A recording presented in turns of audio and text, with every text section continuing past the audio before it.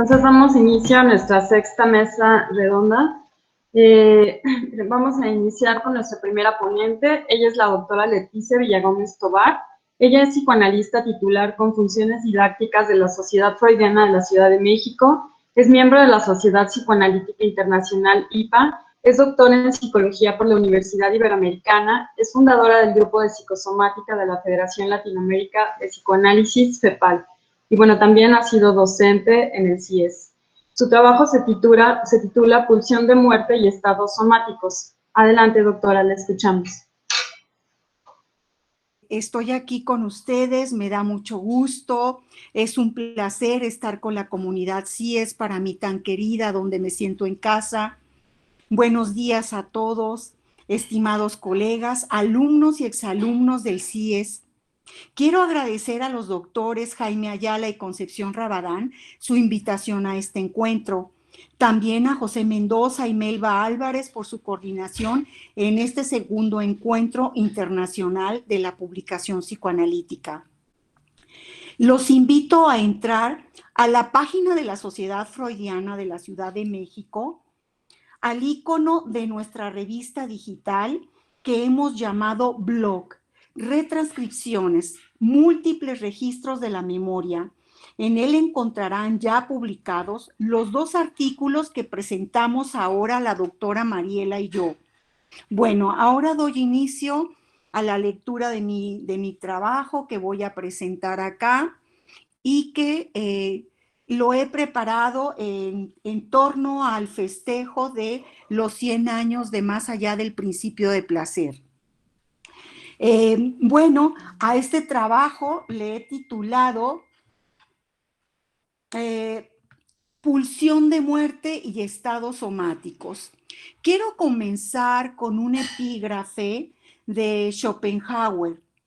Hemos arribado al puerto de la filosofía de Schopenhauer, para quien la muerte es el genuino resultado y en esa medida el fin de la vida, mientras que la pulsión sexual es la encarnación de la voluntad de vivir. Este epígrafe lo retomé de Freud, de Más allá del principio de placer. Bueno, en 1920, Freud da un giro a su obra con la última teoría de las pulsiones. Retoma una dinámica dualista, Eros y Tánatos. En el ensayo Más allá del principio de placer, pone en cuestión postulados psicoanalíticos fundamentales, hace formulaciones metapsicológicas, reconoce la existencia de fenómenos que contradicen el dominio del principio del placer, como el sufrimiento en la satisfacción masoquista. Descubre la tendencia del ser hablante a actuar en contra de sí mismo por su naturaleza destructiva e irrefrenable. En la repetición da cuenta de una pulsión de muerte que es posible dirigirse al propio sujeto o dirigirse hacia el exterior bajo la forma de agresión y destrucción. En la metáfora, la pulsión de muerte tiende al retorno a lo inanimado, se encuentra el desafío de la pulsión de muerte al principio de constancia, donde el aparato psíquico tiende a buscar la reducción de la excitación a cero. Caracteriza a la pulsión de muerte como silenciosa. Enlaza la polaridad de amor y odio en una oposición entre pulsión de vida y pulsión de muerte. Las propuestas teóricas y clínicas lo llevan a hacer nuevas formulaciones y abrir caminos para que los psicoanalistas, aún hoy, a 100 años de su aparición, continuemos pensando la transferencia y la reacción terapéutica negativa, donde aparecen poderosos sentimientos de culpa. En el acercamiento al sadismo y masoquismo retoma un elemento nuevo, la tendencia de Tánatos, que actúa de forma independiente a la libido, donde el placer sexual y el dolor forman una unidad. La psicopatología recobra distintos caminos desde estos planteamientos. Desde las neurosis de transferencia, me acerco a la teoría de la libido para mencionar que cuando un sujeto retiene su libido en el interior del yo y no desembolsa nada de ella en la investidura de objeto, se declara narcisista. Así la libido narcisista del yo, desde la pulsión de muerte, se encamina a que las células del soma se adhieran unas a otras y no lleven la libido a investir a los objetos. Las afecciones somáticas son desencadenadas por frustraciones o traumas que conducen a un estancamiento de la libido. Es así como se pone en evidencia el elemento actual de los padecimientos psicosomáticos. Las células que destruyen al organismo son células que se comportan de manera narcisista. Freud relaciona las células de los neoplasmas malignos como ejemplo de la muerte celular. Me parece que la referencia a esta enfermedad en donde las células anormales se dividen sin control y destruyen los tejidos corporales está relacionada al cáncer que en ese momento de su vida padecía. El tema de los estados somáticos ha sido abordado por Freud desde 1898 con las neurosis actuales. Los retoma de una manera importante en 1915 en Introducción del Narcisismo. Ahora me acerco a ellos en 1920 desde Más allá del principio del placer, donde son nominados como estados somáticos y se encuentran asociados a las afecciones psicosomáticas estudiadas por autores postfreudianos como Winnicott, Laplanche, la Escuela Psicoanalítica de París de Pierre Martí, McDougall, Lieberman, Lacan y muchos otros. La escucha psicoanalítica la escucha psicoanalítica de los sujetos afectados me ha llevado a las formaciones de lo somático, en donde hay una transformación directa de la excitación en angustia, sin encontrar los mecanismos psíquicos de desplazamiento, condensación y simbolización. Ayer Jaime les llamaba les llamaba de otra manera y le puso el nombre de figurabilidad, porque así aparecía originariamente en los textos freudianos, pero acá la retomamos como simbolización. Como sucede en los síntomas neuróticos, encontramos en ellas las tendencias aniquiladoras de Tánatos, donde se deduce una fuerza que actúa independientemente de Eros y está relacionada a las patologías graves, como en los estados psicóticos, en las tendencias suicidas, en algunas melancolías graves y en las enfermedades psicosomáticas, entre otras. Las pulsiones de muerte se ven atenuadas por las pulsiones de vida, que se oponen a la acción disgregadora de las primeras. Me interesa resaltar que no es posible una sin la existencia de la otra. En los estados cercanos a la normalidad, ambas pulsiones alcanzan un cierto equilibrio. Freud concibe una intrincación, un enlace recíproco que atempera la tendencia aniquiladora de la pulsión de muerte. Ahora me acercaré a abordar la función de ligazón-desligazón del aparato psíquico relacionada a esta segunda teoría de las pulsiones. La tarea de los estados superiores del aparato anímico sería la de ligar las excitaciones de las pulsiones que entran en operación en el proceso primario. Solo tras una ligazón lograda podría establecerse el imperio del principio de placer y de su modificación, que es el principio de realidad. El fracaso de esta ligazón provocaría una perturbación análoga a la de la neurosis traumática, donde es posible suponer la acción de la pulsión de muerte en la desligazón. Los estados narcisistas del soma estarían atrapados en la desligazón de las pulsiones como una dificultad del aparato psíquico de los afectados. sin la posibilidad de ligar como función del proceso secundario. Así, lo no ligado queda en el psiquismo como vacíos de lo no representado. Este concepto de vacío es de Green, a propósito de los autores que retoman estos temas. En la escucha de analizandos con afecciones psicosomáticas se advierte la repetición de vivencias displacenteras, traumáticas, que son llevadas a somatizar. No consiguen un dominio sobre los derivados pulsionales que con frecuencia se manifiestan en impresiones o afectos intensos, sin lograr hacerlos conscientes, representados, ligarlos al decurso del proceso secundario, como ya lo había dicho. Nada de esto contradice el principio del placer. Es palmario que la repetición constituye por sí misma una fuente de placer en estos padecimientos. Los conflictos psíquicos que presentan los pienso también desde las desinvestiduras del aparato psíquico del sujeto que padece estas afecciones. En cuanto al supuesto de que la compulsión de repetición aparece como más originaria, más elemental, más pulsional, más indomeñable que el principio de placer que ella destrona. En la escucha analítica de una joven, me encuentro con una escisión psicosomática donde parece no apropiarse del cuerpo, no ha logrado investirlo libidinalmente. Hay una desconexión con su cuerpo y una regresión al oral. Acude por problemas de su alimentación, tiene obesidad. Aparece en sus relatos un acontecimiento traumático de su infancia. Perdió a la madre.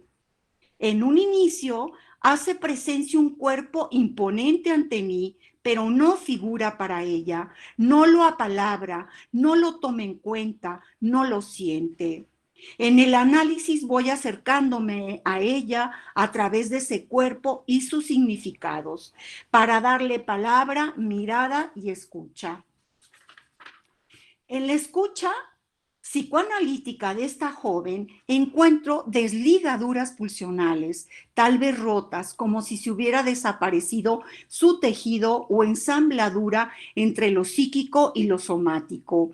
También he pensado que quizá en esta frontera hayan sobrevivido lazos débiles ante el trauma, donde parte de sus construcciones mentales se han mantenido de manera desdibujada. La sexualidad infantil ha quedado detenida en su vida. Vive con la pareja buscando una cercanía, pero sin tener una vida de mujer deseante. No aparece una sexualidad adulta.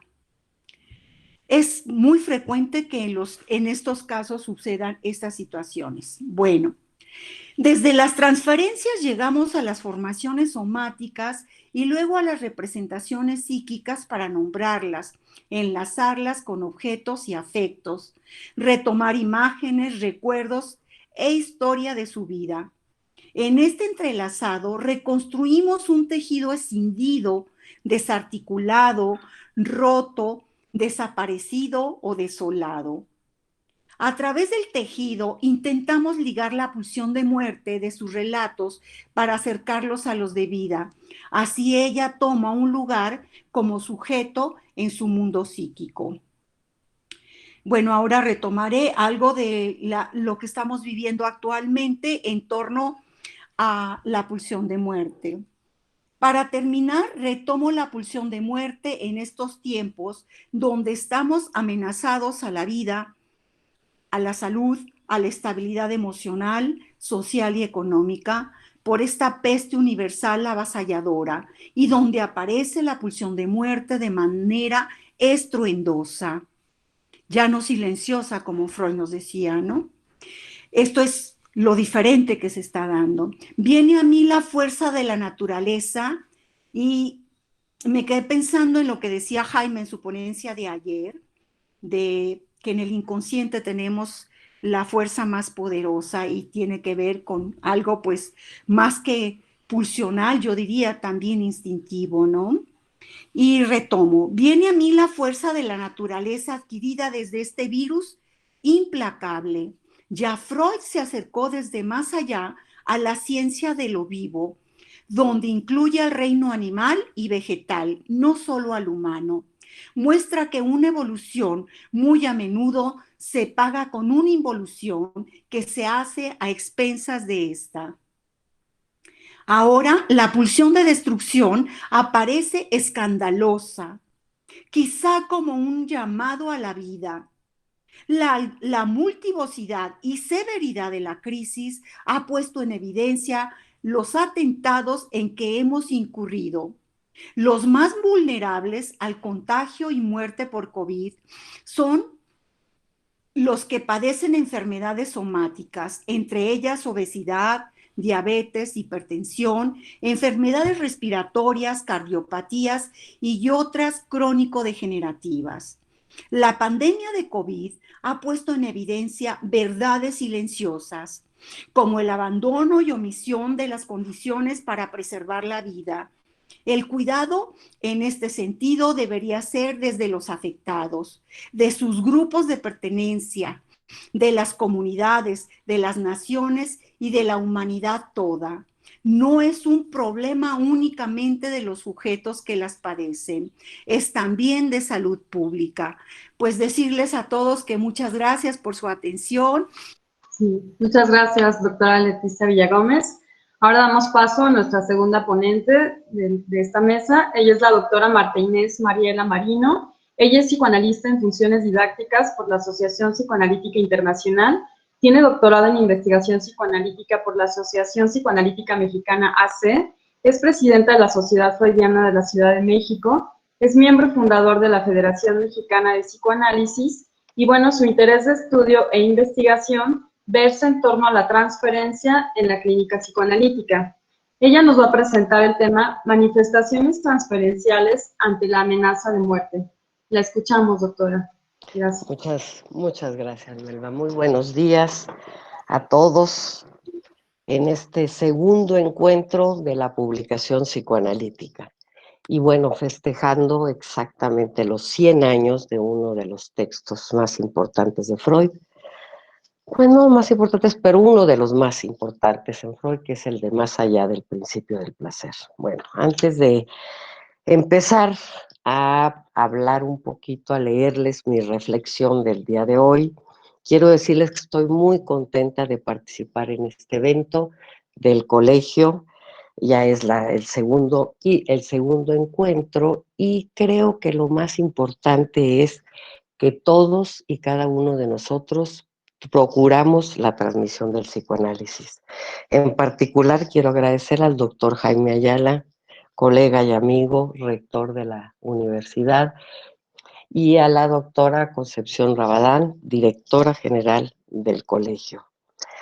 Nosotros como Sociedad Freudiana, ahorita lo voy a aclarar, como Sociedad Freudiana de la Ciudad de México, somos un grupo de psicoanalistas que, si bien ya tenemos muchísimos años trabajando el psicoanálisis y trabajando como psicoanalistas, nos dimos a la tarea hace unos cuantos años de fundar una nueva sociedad. Somos jóvenes en esto, pero nuestra intención es precisamente actualizar el enfoque psicoanalítico, actualizarlo y trabajar en base a lo que hoy nos puede decir el psicoanálisis sobre esta vida posmoderna.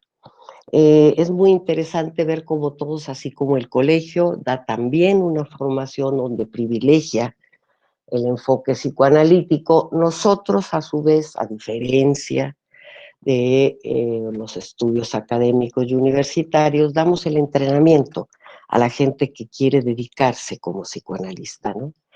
El hecho de que seamos miembros activos de la Asociación Psicoanalítica Internacional, y que fue la fundada por Sigmund Freud, y de la Federación Psicoanalítica de América Latina, que son todas las sociedades psicoanalíticas y asociaciones o sociedades psicoanalíticas que están afiliados a la internacional. Mi participación el día de hoy se titula Manifestaciones transferenciales ante la amenaza de muerte. Yo estoy trabajando en estudio, en investigación, el concepto, la técnica, la transferencia, y es por eso que me llamó la atención en esta ocasión trabajarla en función, como comentaba yo con mi colega, con Leti, de lo que estamos viviendo actualmente, ¿no?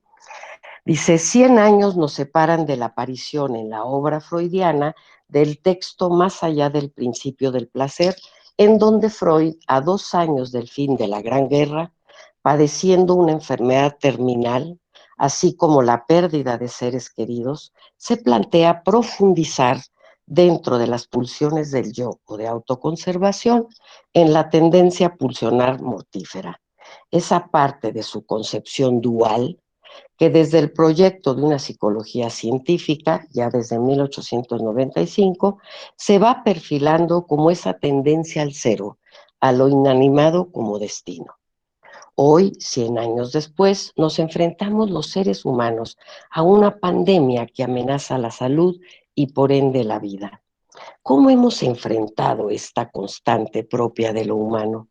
¿Cómo entender y tramitar los efectos destructivos? Preguntas que aparecen con intención de generar sentido. Me parece pertinente encuadrar esta reflexión en función del concepto de transferencia, ya que es en este espacio conceptual en el que las manifestaciones de destructividad a las que me quiero referir son identificadas y reconocidas por la polis, por todos y cada uno de nosotros en el diario vivir la otredad. Esta reflexión me parece oportuna además por considerarla una vía regia para enfrentar en estos difíciles momentos el golpe del trauma del contagio que ante el confinamiento, la ansiedad de pérdida de la vida o del otro, la incertidumbre frente a lo que aparece, pérdida de recursos económicos o sociales, nos exigen enfrentarlo. La enunciación y reflexión de dichos fenómenos busca generar la construcción de un sentido frente a la amenaza al sí mismo. Esto permitirá generar respuestas creativas ante la tragedia, una manera a posteriori de enfrentar el ser invadido por la realidad externa traumática. Desde el psicoanálisis me referiré en particular a la experiencia de indefensión, con su consecuente sensación de incertidumbre, angustia de muerte e imposibilidad del control omnipotente narcisista frente a la vulnerabilidad de lo humano. En esta era posmoderna, el funcionamiento intrapsíquico desde el yo narcisista ha llegado para quedarse como un reflejo a nivel representacional de una era de avances científicos, tecnológicos y de generación de satisfactores que de manera silenciosa nos instalan en una experiencia de satisfacción permanente, inmediata y absoluta, a la cual cada vez menos se puede renunciar y la cual convertimos en ocasiones de manera fantasmática en la única posibilidad de existencia. ¿A dónde nos llevan estos cuestionamientos? Son múltiples las preguntas que aparecen, pero regresando a nuestra propuesta, deseo referirme en relación a la transferencia a la polis, en particular a un acto inusitado que se presenta en nuestro entorno social en estos momentos de crisis en nuestro país y que requiere de ser nombrado y trabajado desde el psicoanálisis. Me refiero a la reacción de la sociedad de atacar de manera verbal y físicamente a nuestros trabajadores de la salud, que diariamente arriesgan su vida en el desempeño de sus obligaciones profesionales para salvar la nuestra. ¡Qué panorama! ¿Cómo explicarlo? ¿Cómo entender estos actos fratricidas en nuestro entorno social? Desde el psicoanálisis, estos desbordes de violencia en particular hacia aquel que representa la posibilidad de dar una solución dentro de lo humanamente posible es altamente significativo. Me parece que esta respuesta violenta es proyectada en el otro, en ese semejante materno de la época narcisista de nuestra precaria infancia, de quien en algún momento recibimos la satisfacción y seguridad absoluta, suficiente para el devenir vivos, como acto de fe, como creencia en el imaginario social, una respuesta salvadora, casi divina, a nuestra angustia de muerte. Esta figuración, el otro que todo lo puede, al verse cuestionada, ya que en estos momentos todo ser humano es susceptible de contagio, sin importar edad, sexo, nacionalidad o nivel socioeconómico, nos lleva a transformar desde nuestra fantasía primitiva a ese ser que todo lo puede en un intruso maligno, que posee un gran poder secreto que no piensa compartir. Esto como reflejo desde lo inconsciente de nuestra psique de negar la castración simbólica traducida en lo real externo en finitud. Por otro lado, el aislamiento con su consecuente falta de contacto corporal, afectivo y erógeno nos remite nuevamente a la soledad, a la indefensión, a la ausencia de satisfacción en la vivencia transferencial. Dichas carencias nos orientan a no poder reconocer la necesidad del otro como apuntalamiento de vida, me refiero a los médicos, y por consecuencia figuración de la continuidad existencial. Esa ausencia de un pulsar libidinal amoroso que acompañe y ayude a neutralizar lo violento de cada uno de nosotros. Surge la pregunta, ¿a qué responde la reacción violenta de destructividad mortífera? A ese deseo de poseer, pienso yo, vía la pulsión de apoderamiento. Ese poder, ese control imaginario sobre el otro que mitigue los fuegos de la envidia, nos dice Girard, que se generan en el grupo de pares.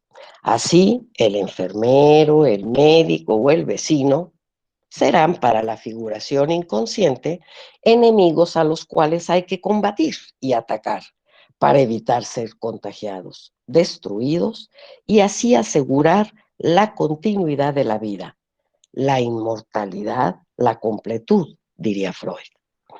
Actuación destructiva de aquel que necesita afirmarse como invulnerable. Esto es, el que nada necesita, pues lo es todo.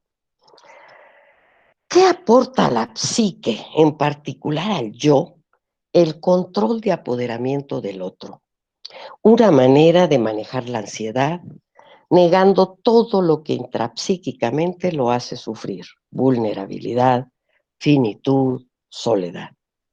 En nuestro discurso popular existe un dicho que a mí me parece una excelente alegoría a esta vivencia transferencial. No importa quién me la hace, sino quién me la paga. Esto es, no hay diferencia entre un médico, un enfermero o un vecino. De lo que se trata frente a la angustia de muerte es de proyectar en el otro, de manera violenta, toda nuestra propia angustia, considerando a lo otro amenazante, no a nosotros, al otro amenazante, no a nosotros vulnerables. Por otro lado, el confinamiento exige sustituir al cuerpo, a los sentidos, a la sensibilidad de los seres queridos. Todo eso se reduce a una imagen virtual, sustituto del encuentro real con nuestras figuras parentales, filiales o de amistad. Otro elemento significativo del orden de lo libidinal amoroso, responsable de la figuración del deseo. Este aislamiento necesario como medida sanitaria nos remite de manera inconsciente a la soledad, al abandono, a ese lugar de exclusión propio de nuestra constitución psíquica, de la cual no queremos enterarnos. Junto al devenir intrapsíquico, se nos presenta hoy en día un entorno social postmodernista que me parece abona al campo de lo vulnerable desde la idea de lo indefinido. Humberto Eco, en su libro De la estupidez a la locura, retomando la idea de modernidad o sociedad líquida que define Zygmunt Bauman, nos narra cómo empieza a perfilarse con la corriente llamada posmodernismo una realidad del todo incierta. Él dice que el posmodernismo es un término comodín, le dice Eco, ¿no? Que puede aplicarse a multitud de fenómenos, la arquitectura, filosofía, literatura, y dice él, no siempre con acierto. Para Eco, el posmodernismo marcó la crisis de las grandes narraciones que creían poder aplicar al mundo un modelo de orden. Tenía como objetivo una reinterpretación lúdica o irónica del pasado y en cierto modo se entrecruzó, él le dice, con las pulsiones nihilistas. Según Bordoni, coautor de Bauman del libro Estado de Crisis, el postmodernismo se considera ya en fase decreciente y del cual hemos pasado sin darnos cuenta. El objetivo de dicho concepto era el de señalar un estado de desarrollo que, a opinión de los autores, representa un trayecto de la modernidad a un presente todavía sin nombre. A propósito de la incertidumbre, para Bauman vivimos un permanente estado de crisis en donde los gobiernos de las naciones pierden su posibilidad de libre decisión frente a las supranacionales. Por lo tanto, no se cuenta más con una entidad que garantice a los individuos la posibilidad de resolver de forma homogénea los distintos problemas de nuestro tiempo. Lo mismo sucede con las ideologías y por ende con los partidos políticos. No existe más la posibilidad de apelar a una comunidad de valores que permita al individuo sentirse parte de algo que interpretaba sus necesidades. Comenta Eco, con la crisis del concepto de comunidad surge un individualismo desenfrenado en el que nadie es ya compañero de camino de nadie, sino antagonista del que hay que guardarse. El autor se pregunta, ¿hay una manera de sobrevivir a la liquidez? Por el momento, dice, tener conciencia de que se vive en una sociedad líquida y que para acceder a ella se requieren nuevos instrumentos de comprensión. A manera de conclusión, me pregunto, ¿es este momento que vivimos una especie de búsqueda de nirvana freudiano? ¿De ese estado inamovible que nos conduce cada vez más a la descarga absoluta? ¿A la agonía de Eros? ¿O estamos viviendo un momento de transición en el que este trastocarse del espacio y del tiempo en el trauma o en el diario vivir nos invita a salir de ese estado de defensa narcisista frente a lo desconocido, a lo no controlado? Desde mi parte, recurramos a la creatividad para dar sentido a cada momento. Muchas gracias. Doctora Marta Inés, muy interesantes sus propuestas de nuestras dos ponentes. Vamos a esperar si el público tiene alguna pregunta. Todavía les recordamos que la pueden escribir para podérsela leer aquí a nuestras ponentes y que ellas puedan contestar. Bueno, mientras llegan las preguntas, doctora Marta Inés, me quedaba pensando en esto que propone Joyce McDougall, ¿no? De estas heridas narcisistas para el ser humano, que ella lo pone como la alteridad. No toleramos la alteridad, no toleramos que somos mortales, ¿no? Y no toleramos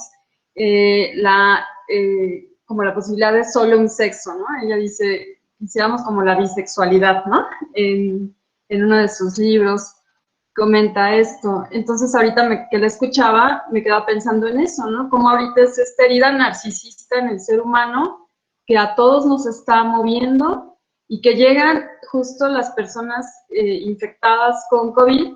Los médicos nos están comentando, por un lado, bueno, les pedimos que todavía no salgan a la calle, salen a la calle, llegan al hospital por un probable contagio y llegan y atacan al médico, ¿no? Es que, por favor, aplíquenme la prueba porque tengo COVID, ¿no? Y llegan a atacar a los médicos.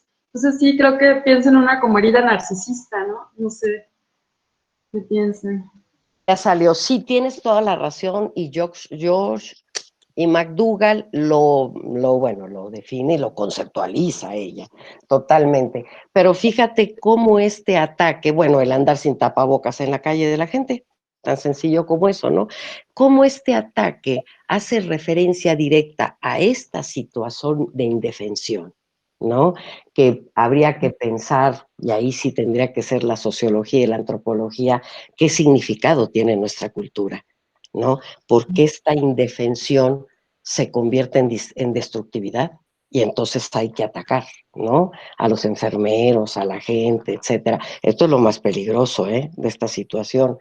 Y eso, con esta situación que tenemos ahorita, que es una situación evanescente de sociedad y de cultura, digamos, ¿no? Pero yo creo que hay que verla desde el lado de transformación y de crisis, porque si no, ¿no? ¿A dónde iríamos a parar? Pero sí, yo creo que esto es lo que más se ve. Y aparte también no olvidemos, son los dos caminos, el narcisismo por un lado y la libido por el otro, la construcción de sexual infantil, ¿no? O sea, cómo esta situación también de suprimir esta parte libidinal erógena, claro que también te sume en la soledad y en la indefensión. Bien, vamos para ir circulando y platicando todos y discutiendo todos. Esto es lo rico. Para la doctora Leti Villagómez, pregunta el maestro Francisco Castillo, ¿a qué te refieres con sexualidad adulta? Hola Francisco, me da mucho gusto que estés aquí con nosotros y me parece muy importante tu pregunta porque tiene que ver con toda la parte de la sexualidad infantil donde las pulsiones se detienen en esos estadios de la diríamos, autoeróticos, donde el camino de la pulsión deja la libido detenida en esas fases de desarrollo que sería oral, anal, fálica, que ya hemos todos revisado. La diferencia con la sexualidad adulta desde Freud es que nos lleva al encuentro del objeto. Pero en esa construcción, la pulsión que nos lleva al encuentro con el objeto en la sexualidad adulta, también nos lleva a la construcción del sí mismo, a la construcción del sujeto como tal. Desde aquí, todas estas avenidas, diríamos, de la pulsión, estos registros, van dejando la sexualidad temprana infantil autoerótica y pasa al encuentro del objeto y a que esa pulsión no sea narcisista dentro de todo lo que estuve hoy abordando. En la paciente o analizanda que expuse el día de hoy, esta joven, justo la sexualidad la llevaba a fijaciones orales que le han hecho tener una problemática seria de obesidad, pero además en una sexualidad infantil donde aún está muy fijada a objetos tempranos. Dentro de esta sexualidad adulta también está la elección de objetos no incestuosos. Entonces, la relación con la pareja, en la relación con la pareja encontramos esta sexualidad temprana donde está buscando únicamente que su pareja se haga cargo de ella, de lo que a ella le toca resolver. Espero te haya contestado, Francisco. Gracias, doctora Leti Villagómez. Nos preguntan de la página de la Asociación Freudiana, ya les estoy mandando el link. Y bueno, Lourdes García dice, felicidades profesoras, una pregunta para ambas. ¿Se puede considerar que el mundo no va a ser el mismo que antes del COVID-19 en lo general o será que solo para algunas personas? Quiero decir algo al respecto y luego si Marta Inés quiere seguir abordando. ¿Me escuchas, Melba? Sí, claro. Bueno, Adelante. me parece que es una pregunta que todos nos estamos haciendo en estos momentos, dado lo que hemos vivido todos. Esta comunidad global, como se le ha llamado ahora, nos ha estado poniendo en claro grandes diferencias de los seres humanos. Ajá.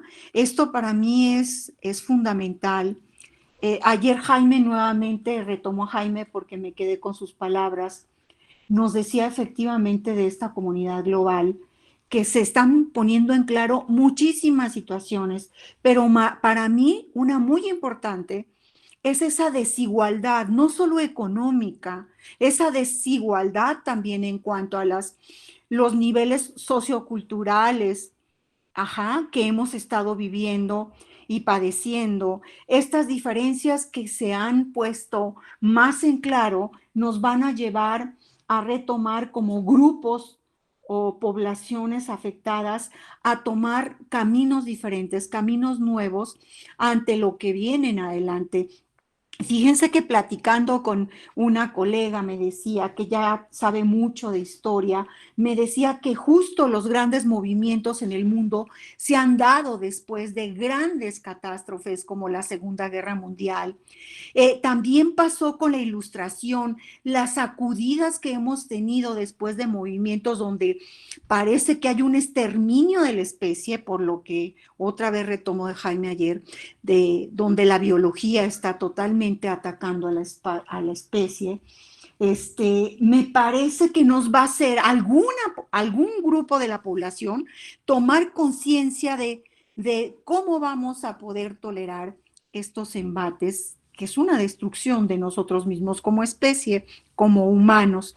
Y desde ahí va a haber grupos, para mí eso es lo que he estado yo pensando, que sí vayan a inventar, vayan a retomar caminos inteligentes, caminos de vida, caminos donde Eros domine para buscar en soluciones ante las contingencias que se vienen. No es fácil pensar un mundo, una tierra con esta sobrepoblación, por ejemplo, ¿no? Sin embargo, yo creo que va a haber otros con esa situación inconsciente de no darse cuenta de la magnitud del problema y cómo nos tenemos que ayudar todos. Y esos grupos, pues me parece que también van a tener un efecto importante. Serían esas tendencias que yo he pensado. No sé qué piensa Marta Inés. Yo más bien preguntaría, ¿es el mundo el mismo? ¿No? Yo creo que hay muchas cuestiones en comunicación y cognitivas que a veces repetimos mucho, pero yo creo que el mundo siempre está en transformación, pero me parece que el momento, ¿no? Es el que nos hace, digamos, decantarnos, fijarnos en este cambio de era, ¿no? En esta ruptura de estructuras de toda índole, ¿no? Y de hecho nosotros lo vemos también en el psicoanálisis. Ahorita pensando lo que preguntaba el colega anterior con sexualidad adulta, es cierto. O sea, Freud plantea, y ahí es donde actualizo la concepción freudiana en este siglo XXI, Freud ya planteaba este segundo tiempo de la organización sexual infantil, que daba la pubertad y la posibilidad de a posteriori, en un segundo momento, replantearse una posibilidad erógena psicosexual propia ya de la unión, decíamos, genital en la obra de Freud, ¿no? A eso se refiere Freud cuando nos habla de un segundo tiempo. Bueno, igual en estos momentos, si lo vemos desde el punto de vista sociológico y desde el punto de vista psicoanalítico, yo aquí me abocaría un poco más, porque Freud sí es bastante melancólico. Él sí deja abierto totalmente, sobre todo en sus textos sobre cultura, él deja abierto mucho de hacia dónde va la destructividad en el ser humano. Yo quiero pensarla y pensando también en nuestros jóvenes, que sí estamos en un momento de transformación, que esto sí ha sido un trauma, yo sí lo considero un trauma, esta pandemia. ¿Por qué? Porque ha afectado expresamente una pandemia, ¿no? Es que realmente se las recomiendo, la novela de Camus, quien la leyó vuelva a leer La Peste, verdaderamente en donde se cuestiona mucho el vínculo humano, muchísimo, ¿no? Estamos ante la era digital, ante tantas cosas, pero me parece que en estos momentos lo que se le cuestiona al ser humano, a la psique, es la indefensión, es la vulnerabilidad. Pero yo pienso que en algo nos va a ayudar, incluso también a los jóvenes, a asumirnos como indefensos y a experimentar de otra manera la otredad. ¿Qué es eso de la otredad? Bueno, es la experiencia con el otro, ¿no? Yo creo que tenemos que asumirla, y esa es tarea de los jóvenes, de otra manera, ¿no? Bajo una serie de modelos que tendremos que construir, éticos, ¿no?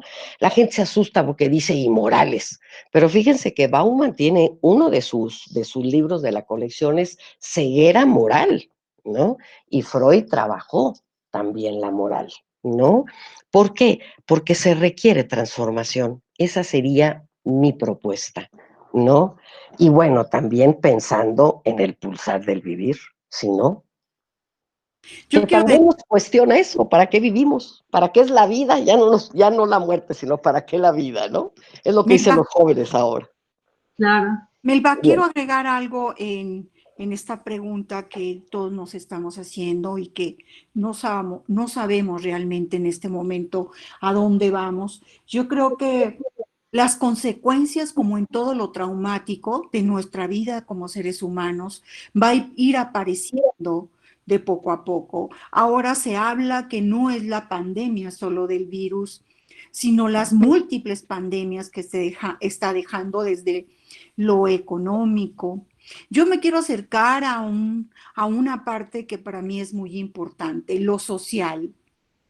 Ya Freud nos decía, donde se ha visto el atentado más fuerte, además de nuestra vida y nuestra salud, es a la desvinculación o vinculación de lo social. Este confinamiento traumático colectivo que todos estamos viviendo va a dejar huellas profundas en la historia de los contemporáneos, los que estamos viviendo en estos momentos, esta situación terrorífica a veces, ¿no? El atentado hacia los vínculos sociales, Freud ya decía y describía lo social como todos aquellos vínculos que establece el ser humano, incluía la familia, al grupo de pertenencia, no solo de amigos, sino de trabajo, a la comunidad, a las instituciones a las que pertenecemos, y llegaba a definir en estos lazos sociales inclusive la masa, ¿sí? Eh, Desde aquí, lo afectado que estamos como grupos es muy fuerte.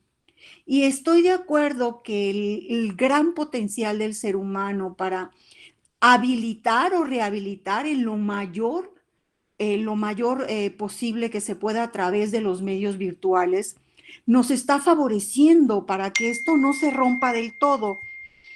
Ah, me voy a quedar aquí porque hay más preguntas, pero nada más acotar que dentro de toda esta situación social tenemos que ver de qué manera vamos a reinstalar o rehacer esos vínculos que han sido traumáticamente afectados. Hasta ahí me quedo.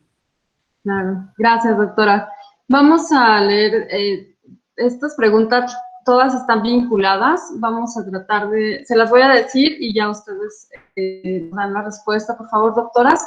¿Qué lugar vislumbran para el psicoanálisis después del COVID-19? Esta la podemos enlazar con esta otra que dice, ¿ustedes piensan ante estas emergencias surge un cambio obligatorio para el psicoanálisis en el sentido de la transformación de la terapia y la comunicación y como mencionaba la doctora Mariela? Y dice, bueno, ahora incluso necesitamos pensar en atender pacientes careta de por medio. Va a ser muy extraño eso, ¿no? ¿Qué piensan, doctoras, el destino del psicoanálisis después de esto? Miren, ese es algo que nos hemos, ahorita la Internacional y FEPAL también y todas las instituciones psicoanalíticas hemos estado continuamente trabajando vía internet este problema, ¿no? Definitivamente sí hay cambios, definitivamente sí hay cambios. Imagínense que ahorita no sabemos, por ejemplo, si en un año, por decir algo, vamos a tener ya la solución de la vacuna, etcétera. Entonces, ¿qué pasa? El psicoanálisis se enfrenta a dos cosas, me parece a mí.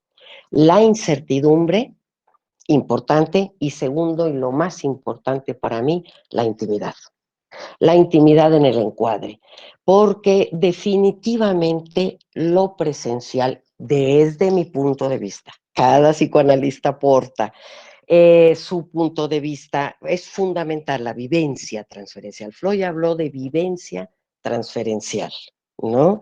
Que por un lado estamos hablando de vivencia transferencial y por otro lado sí estamos hablando ya de la transferencia propiamente dicha. Pero miren, nosotros lo hemos visto, primero, me refiero a transportar hacia lo virtual por necesidad una serie de situaciones, ¿no? Como ahorita, todo el trabajo analítico vía Internet. Eso es uno. Luego viene la otra parte que ahorita la profundizará más Leti, ¿verdad? Pero toda esta modificación hasta el cuerpo. O sea, por ejemplo, yo ahorita he tenido que suspender mi consulta infantil, la tengo totalmente suspendida, porque no puedo trabajar con un chiquito de 4 años que está pegado a su mamá, no se puede separar, y yo me tengo que acercar a él y no me voy a acercar con una careta, ¿no? Entonces, claro que sí, yo creo que es una gran labor que vamos a tener que hacer los psicoanalistas, pero yo creo que tenemos que pensar en dónde no podemos transigir, como dice Freud, ¿verdad? Freud dice si transgredimos la palabra, si transigimos, perdón, no transgredimos, si transigimos en la palabra, también se pasa en la cosa, o sea, en el qué, ¿no? Entonces, es muy importante pensar dos cosas. La intimidad, fundamentalmente en el encuadre, porque acuérdense que aquí en el internet se puede meter. Yo ahorita, por ejemplo, yo no me he dado cuenta hasta ahorita que se apaga y se prende el micrófono. Claro, no soy experta como los jóvenes ahorita, ¿no?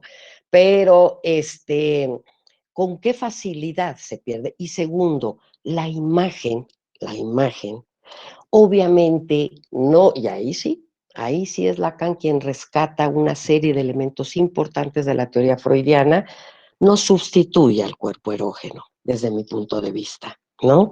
Ayer me decía una paciente, porque estamos haciendo un apoyo a COVID-19, varias instituciones privadas, y me decía una paciente enferma de COVID que se le muere su pareja, y me decía, yo le decía a él, doctor, a su esposo muerto, a su pareja muerta, que me abrazara. Él me decía, pero dame besos. Y yo le decía, sí, sí te doy besos, pero abrázame, le decía ella. Y le digo yo, ¿por qué usted insistía en esto? Y ella me dice, porque él me sostenía, doctora. Miren, Winnicott en persona, ¿no? Así me lo dijo la paciente. Yo me sentía protegida, doctora, como cuando era chiquita, y lloraba y lloraba y lloraba la mujer, ¿no? Entonces, la presencia es fundamental. Ya no hablemos de la terapia infantil, ¿eh? Ya no hablemos de eso, que ese va a ser otro problema. Pero yo pensaría eso, cuerpo erógeno, encuadre y en relación a virtualidad, no virtualidad y vivencia transferencial. Es importantísimo. Y Freud hizo la diferencia, ¿eh? ¿Cuál es su Bueno, opinión con respecto al aumento de ideas suicidas en los adolescentes a raíz del confinamiento? Y desde su perspectiva, ¿cuál debe ser el abordaje de la psicomotricidad ante la pandemia? completar un Ok. minutito lo que Marta Inés se acercó a señalar en torno a que el cuerpo es central en el trabajo analítico. No alcanza la imagen del cuerpo a trascender a aquella situación erógena que me parece central en el momento del acercamiento con el paciente o en el analizando. Ha habido cambios importantes que hemos trabajado desde los encuadres, que hemos tenido que modificar para para atender a las poblaciones afectadas y a los pacientes que ya teníamos, pero algo que sí es muy distinto para ya no ampliar, porque no la hemos pasado con webinars de la IPA, de FEPAL, analizando, trabajando sobre estos cambios, todos los analistas, y una modificación, además del encuadre importante, está haciendo también que la población que ya venía siguiendo el trabajo analítico presencial tiene una transferencia dominante en la escucha de los analistas, a diferencia de los que estamos atendiendo únicamente por emergencia, ¿sí? Y estamos pensando que esta sea una situación provisional para atender la emergencia, más no quedarnos definitivamente a trabajar a través de lo virtual, ¿sí? Bueno, ahora sí paso a la pregunta que está haciendo la colega en relación a los suicidios que se han ido incrementando en adolescentes. Miren, me parece que estamos viviendo momentos traumáticos colectivos, no solo por el confinamiento, sino también por la situación de tanta amenaza que estamos viviendo los seres humanos. Los adolescentes no tienen la capacidad para poder tolerar la violencia que se está dando en el confinamiento y en la cercanía con sus seres queridos. También es cierto que el confinamiento nos está llevando a desbordar lo subjetivo, al desborde también del respeto por el otro. Y también desde ahí el adolescente está muy amenazado, no solo por el virus y por todo lo que se conlleva socialmente y económicamente, sino por los conflictos familiares que ya se habían venido dando y que ante la cercanía tan intensa entran en una situación de intentar hacerse daño por la violencia, por la intrusión, etcétera. Bueno, Melba, yo creo que estamos terminando nuestra mesa. Desafortunadamente quedan muchas preguntas para seguir trabajando, pero agradecemos a toda la comunidad CIES, a los colegas, a los queridos estudiantes y exalumnos por su participación y un abrazo de mi parte y de la Sociedad Freudiana. Muchas gracias, doctoras, muchas gracias por sus ponencias. Damos la palabra al doctor Pedro Hernández Uscanga, el coordinador del día. Gracias. Muchas gracias. Gracias, Pedro. Sí, muchas gracias, doctora Leticia, doctora Marta Inés. De verdad, valoramos mucho su participación, siempre bienvenidas para la reflexión en estos espacios en los cuales se abre la posibilidad de discutir y sobre todo en este momento, ¿no? A partir de esta situación que estamos viviendo, yo me quedo reflexionando un montón sobre algunos conceptos, por ejemplo, en torno a esta última pregunta sobre los adolescentes y el suicidio. En algún otro espacio se había reflexionado en torno a la noción de el temor que tienen los adolescentes de quedarse atrapados en una situación endogámica, ¿no? En la familia, y justamente no para explicar el fenómeno de la ideación suicida, pero sí para reflexionar en torno a estos temores que son diferentes a lo largo de los distintos o de las distintas etapas de nuestra vida. Igualmente pensaba en la noción de trauma compartido, que me parece fundamental, ¿no? En este momento, porque justamente es una situación que todos estamos enfrentando, ¿no? Que todos estamos compartiendo, si bien la vivimos desde perspectivas diferentes y tenemos posibilidades diferentes de abordarla y de enfrentarla, me parece que nos obliga a nosotros como comunidad, ¿no? Al gremio del psicoanálisis y de las disciplinas psi, incluida la psicomotricidad, por supuesto, que también había por ahí una pregunta, nos involucra a todos justamente para realizar la intervención, ¿no? La intervención necesaria. Además, bueno, no quiero como tomar demasiado el micrófono para externar mis propias dudas o mis propias reflexiones. Sin embargo, bueno, me pareció muy, muy interesante la temática que que ambas doctoras abordaron, ¿no? Las reflexiones a las que nos invitan y las preguntas que el público asistente, que ya asciende a un número de 127 personas conectadas, ¿no? Nuevo récord, se queda también, ¿no? Se queda también pensando. Por ahí al final se suma una cuestión sobre las balaceras y la violencia en general en la sociedad, que si bien podrían parecer desconectadas de la situación del COVID-19, pues me parece que algo tendrán que ver, ¿no? Justamente con el manejo de todas estas tensiones de las que estamos siendo blanco como sociedad. Bien, muchísimas gracias. No, gracias a ustedes, realmente, Pedro. Y esto de trauma compartido, qué interesante lo que dices, porque yo diría aguas con la muerte compartida, con lo que está sucediendo en Japón. Ahorita Japón está proponiendo que se emigre totalmente a lo virtual para favorecer el aislamiento, bueno, y comercial. Pero ¿qué sucede? Han aumentado los suicidios. No se olviden del cuerpo erógeno y del encuentro, del vínculo. No se olviden, eso humaniza. Gracias a todos. Gracias, un abrazo y les agradecemos toda su atención para poder llegar a la comunidad CIES. Hasta la próxima. Muchas gracias.